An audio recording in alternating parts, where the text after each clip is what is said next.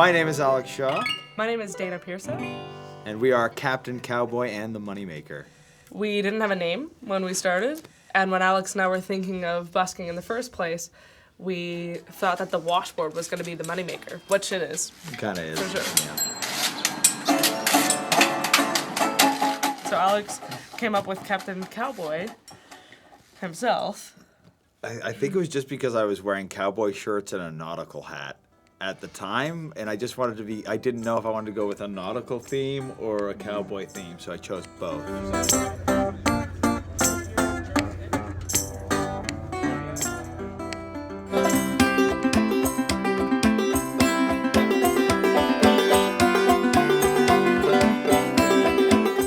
There's an interesting musical estuary between 1900 and like 1935 when styles weren't quite codified.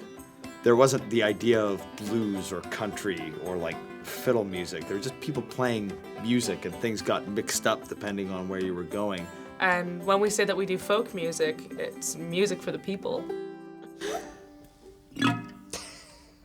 Alex and I met at a open mic, actually, in the small town that we both grew up in. Together, the two of us started learning the history of songs, and I just fell in love with the idea of learning stories and using songs as a way to tell stories. She was open to every single idea that I threw at her and would add something to it. It was just effortless to work together. And then we fell in love, and then, you know, all that stuff. Can a man so to know? Can a man so to know? Alex was working like 50 hours a week as a contractor, and I was a waitress, so I was working evenings and weekends. We had no time to see each other. I remember waking up at 4 in the morning to have breakfast with Alex in the dark, just because that was the only time that we could hang out. And at a certain point, I turned to Alex and I was like, I can't do this anymore. I'm not willing to work this hard for the tiny payoff that I'm getting. So I had this big grand dream to run away and change my name and burn all our money and become hitchhiking vagrants. And we decided that we would try busking. Put a hand to a hurry, hurry.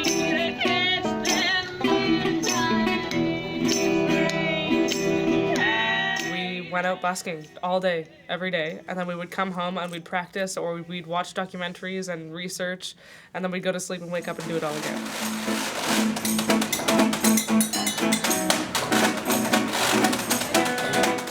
We got the TTC license. They're very hard to get, but we got them because we were cute and we kind of tricked them.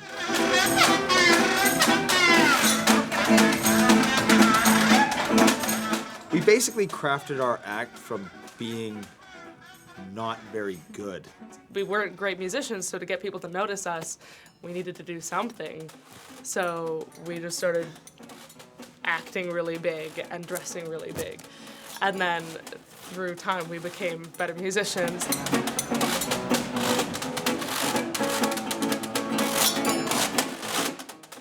I find Toronto has problems with unstructured fun. They're like, oh, well, this isn't corporately sponsored. You're just randomly doing this. That means that it can't be legal. This has got to be something wrong with this. Yeah, that means there must be a catch. Which actually, it works to our advantage because it's like, when we did suck, it was just we put this much effort into it. So people got really excited. And they're just like, oh, they aren't just homeless guys strumming a guitar, singing A Horse With No Name over and over again. They're actually trying to do a show and do something interesting.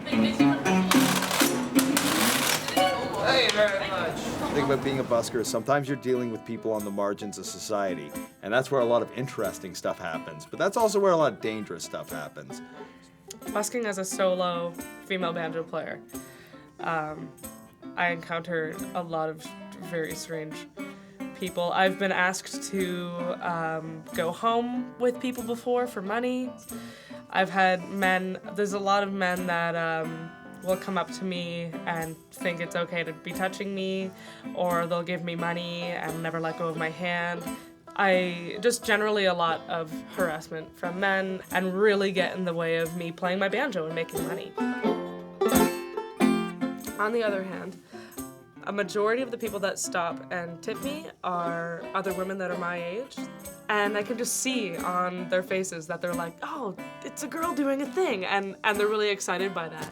And it's really nice to feel like I'm empowering other women to be like, yeah, you can go out in public and you can, like, do what you love and do this thing that you might otherwise be afraid to do.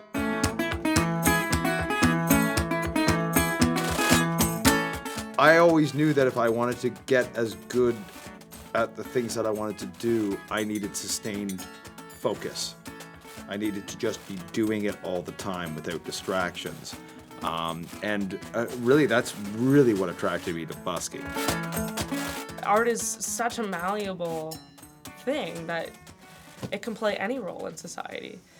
But for me, art is about relating the stories to people. And I think that's part of the reason why we chose the music we did, because we could have just as easily put on a big show and did popular music that you hear all the time over the speakers. And we'd probably be a lot richer if we did that, right? Like, it would be a much easier path, but it wouldn't be the right thing. It's too comfortable.